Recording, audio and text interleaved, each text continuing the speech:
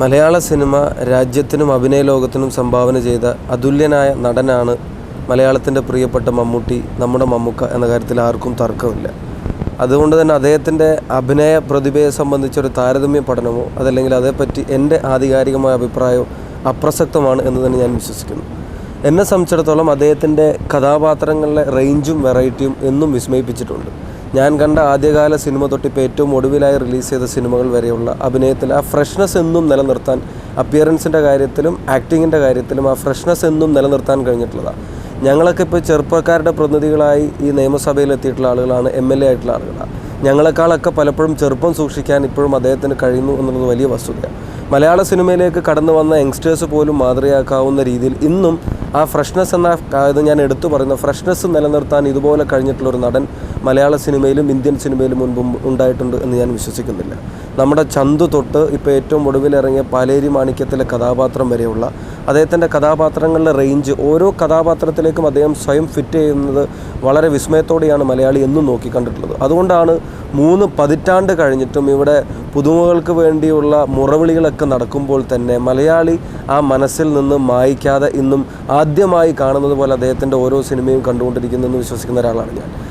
സ്വതവേ മമ്മൂട്ടിയെ സംബന്ധിച്ച് പറയാറുള്ളൊരു കാര്യം അല്പം ജാടക്കാരനാണ് എന്നുള്ളതാണ് എൻ്റെയൊക്കെ ഒരു ആദ്യത്തെ അണ്ടർസ്റ്റാൻഡിങ്. ഞാൻ തുറന്നു പറയാം, ഒരല്പം ജാടയാണ് മമ്മൂട്ടി, വെയിറ്റ് ഇട്ട് നിൽക്കുന്നത്. പക്ഷേ എൻ്റെ ഒരു അനുഭവത്തിൽ ഞാൻ പറയാം, ഞാൻ പൊതുപ്രവർത്തന രംഗത്ത് ഇറങ്ങിയതിന് ശേഷം, പ്രത്യേകിച്ച് KSU പ്രസിഡൻ്റ് ആയതിനു ശേഷം ഞാൻ ബന്ധപ്പെടാൻ ശ്രമിച്ചിട്ടുള്ള, കോൺടാക്റ്റ് ചെയ്യാൻ ശ്രമിച്ചിട്ടുള്ള നടന്മാരിൽ അദ്ദേഹത്തെ പോലെ എൻ്റെ കോളിനും മെസ്സേജിനും റെസ്പോണ്ട് ചെയ്തിട്ടുള്ള മറ്റൊരാളില്ല എന്ന് തുറന്നു പറയാൻ ഞാൻ ആഗ്രഹിക്കുന്നു. പല ആളുകളെയും പല ആവശ്യങ്ങൾക്കായിട്ട് കോൺടാക്റ്റ് ചെയ്യാൻ ശ്രമിക്കാറുണ്ട്. ഇപ്പോഴും ഒരു അധികം വൈകാതെ പറയുന്ന കാര്യങ്ങൾക്ക് എത്രയും പെട്ടെന്ന് ക്വിക്കായിട്ട് റെസ്പോണ്ട് ചെയ്യുന്ന ഒരാളാണ്. ആ ഒരു ജാടയോ അതല്ലെങ്കിൽ അതൊരു വെയിറ്റോ ഒന്നിട്ട് കാണാതെ എത്രയും പെട്ടെന്ന് റെസ്പോണ്ട് ചെയ്യുന്ന ഒരാളായിട്ടാണ് എൻ്റെ വ്യക്തിപരമായ അനുഭവം. അപ്പോൾ ഇങ്ങനെ അടുത്തറിയാതെ പലരും പല അഭിപ്രായം പറഞ്ഞിട്ടുണ്ടെങ്കിൽ പോലും അത് തെറ്റാണെന്നുള്ളത് എൻ്റെ അഭിപ്രായത്തിൽ എനിക്കറിയാൻ കഴിഞ്ഞിട്ടുണ്ട്.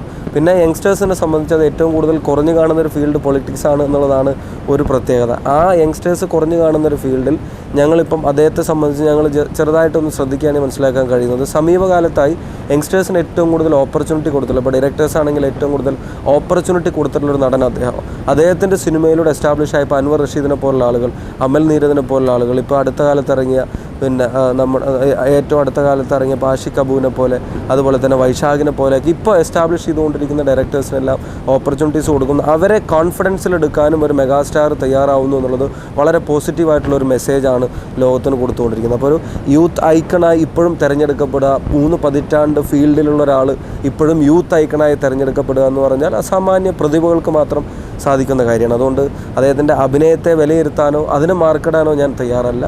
ഒരു സിനിമാ പ്രേമി അതല്ലെങ്കിൽ സിനിമ കാണാൻ ഇഷ്ടപ്പെടുന്ന ഒരു ചെറുപ്പക്കാരൻ എന്ന നിലക്ക് അതുല്യനായ ആ നടൻ്റെ ഇനിയുള്ള നല്ല നാളുകളിലേക്കും എല്ലാ ആശംസകളും നേരാൻ മാത്രം ഈ അവസരം വിനിയോഗിക്കും. അദ്ദേഹത്തിൻ്റെ ഇഷ്ടപ്പെട്ട കഥാപാത്രങ്ങളെ തിരഞ്ഞെടുക്കാൻ പറഞ്ഞാൽ തീർച്ചയായും ഏറ്റവും ബുദ്ധിമുട്ടേറിയ ഒരു ജോലിയായിരിക്കും. കാരണം മനസ്സിൽ ഓടി വരുന്ന 100 കഥാപാത്രങ്ങൾ ഏറ്റവും നല്ലത് ഏതാണെന്നൊരു ചോദ്യം പെട്ടെന്ന് ചോദിച്ചാൽ ഉത്തരം പറയാൻ പ്രയാസമാണ്. അങ്ങനെ ഒത്തിരി കഥാപാത്രങ്ങളെ നമുക്ക് എടുത്തു പറയാം. ഇപ്പോൾ ഏറ്റവും അടുത്ത കാലത്ത് ഞാൻ ഏറ്റവും കൂടുതൽ ഇഷ്ടപ്പെട്ടൊരു സിനിമ പ്രാഞ്ചിയേട്ടൻ അദ്ദേഹത്തിൻ്റെ കഥാപാത്രത്തിലേക്ക് വരുന്നതിന് മുമ്പൊരു കാര്യം, സമീപകാലത്ത് കാണുന്ന ഒരു ശ്രദ്ധേയമായ ഞാൻ നിരീക്ഷിച്ചിട്ടുള്ളൊരു കാര്യം, സംവിധായകരും അവരുടെ പൊട്ടൻഷ്യൽ മാക്സിമത്തിലേക്ക് എത്തിക്കാൻ ഈ നടൻ സഹായിക്കുന്നുള്ളത്. അപ്പോൾ രഞ്ജിത്തിൻ്റെ 2 സിനിമകൾ, പ്രാഞ്ചിയേട്ടനും പാലേരി മാണിക്യവും, രണ്ടും 2 തലത്തിൽ ഞാൻ ഏറ്റവും കൂടുതൽ ഇഷ്ടപ്പെടുന്ന ഒരു സിനിമ. ഞാൻ ഇഷ്ടപ്പെടുന്ന ഒരു സംവിധായകൻ കൂടിയാണ് രഞ്ജിത്ത്. അദ്ദേഹത്തിൻ്റെ ഒരു ഏറ്റവും ഡെപ്ത്ത് 2 സിനിമയിൽ, ഇപ്പോൾ പാലേരി മാണിക്യത്തിലും അതുപോലെ തന്നെ പ്രാഞ്ചിയേട്ടനും വളരെ വ്യക്തമായി കാണും.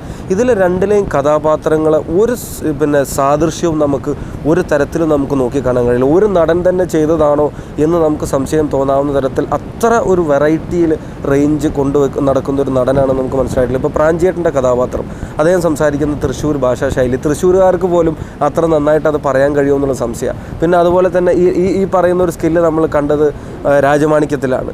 ഞാനൊക്കെ കേട്ടിട്ടുണ്ട് ഒരിക്കൽ മുകേഷിന് അദ്ദേഹം ഈ ശബ്ദത്തിൽ ഫോണിൽ വിളിച്ച് സംസാരിച്ചിട്ടും തിരുവനന്തപുരംകാരനായ മുകേഷിന് പോലും മനസ്സിലായിട്ടില്ല മമ്മൂട്ടിയാണ് വിളിക്കുന്നതെന്ന് മനസ്സിലായിട്ടില്ലെന്ന്. അപ്പോൾ എന്തിനോടും പെട്ടെന്ന് അഡാപ്റ്റ് ചെയ്യാനുള്ള കഴിവ് വളരെ പ്രകടമാണ്. അപ്പോൾ അംബേദ്കർ എന്ന സിനിമ ഞാൻ വായിച്ചിട്ടുള്ളതാണ്, ശരിയാണെന്ന് അറിയില്ല. ഏകദേശം 700ഓളം നടന്മാരെ മോർഫിംഗ് നടത്തി ആ വേഷത്തിലേക്ക് ഫിറ്റിംഗ് ആണോ എന്ന് പരിശോധിച്ച് ഏറ്റവും ഒടുവിലായി തിരഞ്ഞെടുക്കപ്പെട്ട് ഒരു മഹാനായൊരു നടന് കിട്ടുന്ന ഒരു അംഗീകാരമായിട്ട് അത്തരം സിനിമകൾ മാറിയതിൻ്റെ ചരിത്രം ഇന്ത്യ രാജ്യത്ത് തന്നെ ഉണ്ട്. അതിനോടൊപ്പം തന്നെ ഇപ്പോൾ നമ്മുടെ അമരത്തിലെ കഥാപാത്രം, അതേ ആളെ തന്നെയാണ് പിന്നെ നമ്മുടെ ചന്തുവിനെ ചെയ്തത്, അതേ ആൾ തന്നെയാണ് ജോസഫ് അലക്സിനെ ചെയ്യുന്നത്.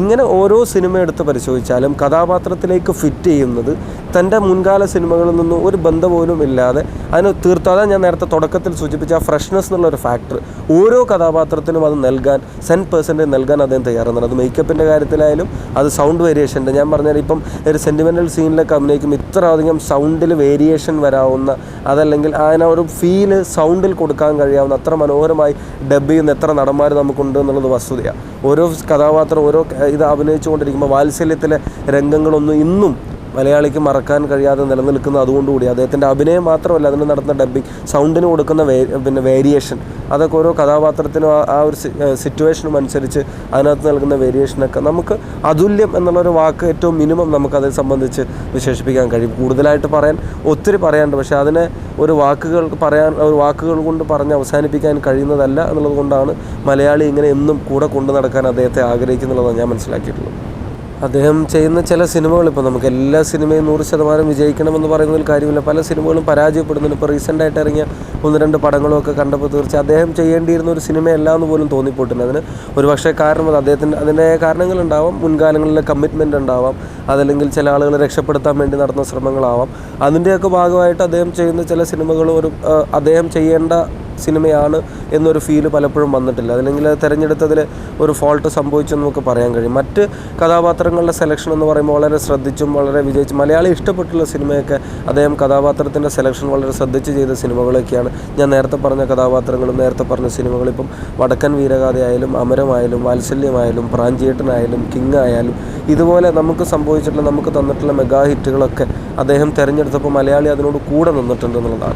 ഇനിയിപ്പം വരാൻ പോകുന്ന പറഞ്ഞു കേൾക്കുന്ന സിനിമകളെല്ലാം തന്നെ മലയാളി വീണ്ടും കാണാൻ ആഗ്രഹിക്കുന്ന കഥാപാത്രങ്ങളാണ്. നേരത്തെ പറഞ്ഞ വിധേയനിലെയൊക്കെ വേഷം ചെയ്ത അതേ മമ്മൂട്ടി തന്നെയാണ് പിന്നെ വൈക്കം മുഹമ്മദ് ബഷീറായിട്ട് മുൻപ് അഭിനയിച്ചതും ഇനിയും അഭിനയിക്കാൻ പോകുന്നു എന്നുള്ളതാണ്. വർഷങ്ങൾക്ക് മുമ്പ്, പതിറ്റാണ്ട് മുമ്പ് അഭിനയിച്ച ആ ഒരു കഥാപാത്രം വീണ്ടും അദ്ദേഹത്തിലൂടെ തന്നെ മലയാളിക്ക് കാണാൻ കഴിയുക എന്നുള്ളത് പറഞ്ഞാൽ നിസ്സാരമായ കാര്യമല്ല. ഇപ്പോഴും അങ്ങനെ ആളുകളുടെ ഇടയിൽ ലൈവായി നിൽക്കുന്ന ആളുകൾക്ക് ആ ഫ്രഷ്നെസ് കൊടുക്കാൻ കഴിയുക എന്നുള്ളത് ഒരിക്കലും നിസ്സാരമായിട്ടുള്ളൊരു കാര്യമായിട്ട് എനിക്ക് അനുഭവപ്പെട്ടിട്ടില്ല. പിന്നെ സിനിമക്കപ്പുറം മാറ്റി നിർത്തിയാൽ എനിക്ക് തോന്നുന്നു കുറച്ചുകൂടെ സൊസൈറ്റിയുമായി ബന്ധപ്പെട്ട പ്രശ്നങ്ങളിൽ ഇടപെടാനും അഭിപ്രായം പറയാനും ശ്രദ്ധിക്കുന്ന ഒരു നടനായി അദ്ദേഹം മാറിയിട്ടുണ്ട്. ഇപ്പോൾ മാലിന്യവുമായി ബന്ധപ്പെട്ട പ്രശ്നങ്ങൾ, പ്ലാസ്റ്റിക്കുമായിട്ട് ബന്ധപ്പെട്ട ഇഷ്യൂസ്, ഇങ്ങനെ കുറേ കാര്യങ്ങളിലൊക്കെ അദ്ദേഹം മലയാളിയുടെ ഒരു വികാരം ഉയർത്തിപ്പിടിക്കുന്ന ഒരാളാണ്. ഇപ്പോൾ ഡെവലപ്മെൻറ്റ് ഇഷ്യൂവിനെ സംബന്ധിച്ചിപ്പം അദ്ദേഹം പറഞ്ഞ കാര്യങ്ങളോടൊക്കെ പലർക്കും അഭിപ്രായ വ്യത്യാസം ഉണ്ടാകും. ഇപ്പോൾ ഈ പിന്നെ ലഹരികളിലോ ഞാൻ ഇപ്പോൾ അടുത്ത കാലത്ത് MLA എന്ന തരത്തിൽ ഞാൻ പങ്കെടുത്ത 1-2 പരിപാടി ലഹരി വർജിക്കണമെന്ന് ആവശ്യപ്പെട്ടുകൊണ്ട് നടത്തുന്ന പരിപാടികൾ. അപ്പോൾ അതിനകത്ത് കയറുന്ന ഒരു പൊളിറ്റീഷ്യൻ എന്ന നിലയ്ക്ക് അത് ഉപയോഗിക്കരുത് എന്ന് നമുക്ക് നെഞ്ചിൽ കൈവച്ച് പറയാൻ കഴിയാവുന്ന ഒരു സാഹചര്യം പലപ്പോഴും ഈ ഫീൽഡിൽ നിൽക്കുന്ന ആളുകൾക്കില്ല.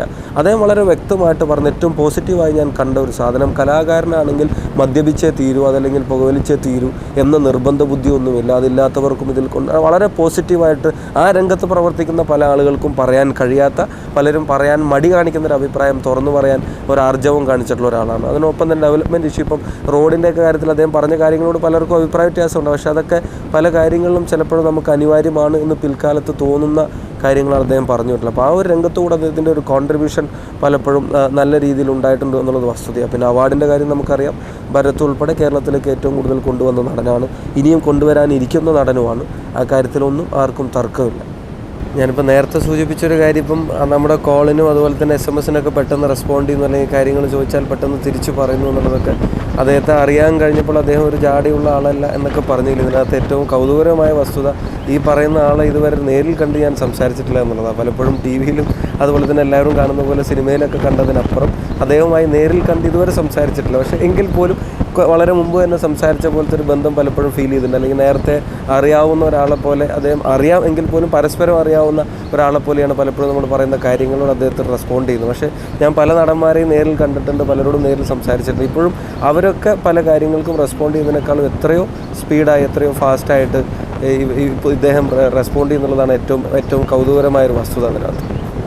ഞങ്ങൾ രാഷ്ട്രീയക്കാരെ സംബന്ധിച്ചിടത്തോളം, പ്രത്യേകിച്ച് കോൺഗ്രസ് പൊളിറ്റിക്സിനകത്ത് നിൽക്കുന്ന ആളുകൾ, ഇപ്പോൾ ചെറുപ്പക്കാരാണെങ്കിൽ പോലും അധികം വെള്ളയും തന്നെ ഇട്ട് നടക്കേണ്ട ഒരവസ്ഥയാണ്. അപ്പോൾ അതൊരു കുറ്റമായിട്ട് പറയല്ല, ഞങ്ങളൊക്കെ അത് ഇഷ്ടപ്പെടുന്നു, ഞങ്ങളുടെ ഒരു ഐഡൻറ്റിറ്റി അതാണെങ്കിൽ പോലും പലപ്പോഴും നമുക്ക് ചെറിയ തരത്തിൽ അസൂയൊക്കെ പലപ്പോഴും ഇതൊക്കെ കാണുമ്പോൾ തോന്നാറുണ്ട്. അദ്ദേഹത്തിൻ്റെ ഒരു ഡ്രസ്സിങ് സെൻസ്, ഒരു ഡ്രസ് സെൻസ് എന്ന് പറഞ്ഞ് വളരെ മലയാളി എനിക്ക് തോന്നുന്നു ഈ പിന്നെ ബോളിവുഡിലെ തന്നെ പല പ്രധാനപ്പെട്ട നടന്മാരും പോലും അനുകരിക്കാൻ ഇഷ്ടപ്പെടുന്ന സെയ്ഫ് അലി ഖാനെ പോലുള്ള ആളുകളൊക്കെ ഒപ്പീനിയൻ പറഞ്ഞിട്ടുള്ള ഒരിതാണ്. ഇപ്പോൾ ഒരു ഗവൺമെൻറ് ഫംഗ്ഷന് പങ്കെടുക്കുകയാണ്, ഒരു പബ്ലിക് ഫംഗ്ഷന് പങ്കെടുക്കുന്ന, ഒരു കല്യാണത്തിന് പോകുന്നതാണ്, കഥാപാത്രങ്ങളുടെ ഡ്രസ്സിങ് അവിടെ മാറി നിൽക്കട്ടെ, അതിനപ്പുറം അദ്ദേഹം ഓപ്പണായിട്ട് പ്രത്യക്ഷപ്പെടുന്ന പരിപാടികളിൽ പോലും അത് മെയിൻറ്റെയിൻ ചെയ്യാൻ ശ്രദ്ധിക്കാറുണ്ടെന്നല്ല. ഒരു നടൻ എന്ന രീതിയിൽ അദ്ദേഹം കൊടുക്കുന്ന ഒരു കമ്മിറ്റ്മെൻറ്റിന്, അദ്ദേഹത്തിനുള്ള ഒരു കമ്മിറ്റ്മെൻറ്റിൻ്റെയും അദ്ദേഹത്തിൻ്റെ എഫേർട്സിൻ്റെ ഒരു ചെറിയ എക്സാമ്പിൾ മാത്രമാണ് അത്. ഒരാളുടെ അപ്പിയറൻസിന് എത്രത്തോളം പ്രാധാന്യമുണ്ട് എന്ന് തിരിച്ചറിഞ്ഞ് അതിനനുസരിച്ച് ബിഹേവ് ചെയ്യുന്ന, അതിനനുസരിച്ച് ഡ്രസ്സ് ചെയ്ത് വരുന്ന ആളുകൾ ഇഷ്ടപ്പെടുന്ന ഡ്രസ് സെൻസ് അത് വളരെ മനോഹരമായി. പ്രൊഫഷണലിസം എന്ന വാക്ക് എനിക്ക് തോന്നുന്നു ഏറ്റവും കൂടുതൽ മലയാള സിനിമാ നടന്മാരിൽ പ്രൊഫഷണലിസം എന്ന വാക്ക് ഏറ്റവും കൂടുതൽ യോജിക്കുന്ന ഒരു നടൻ ശ്രീ ഭരത് മമ്മൂട്ടിയാണെന്ന കാര്യത്തിൽ ഒരു തർക്കവും വേണ്ട.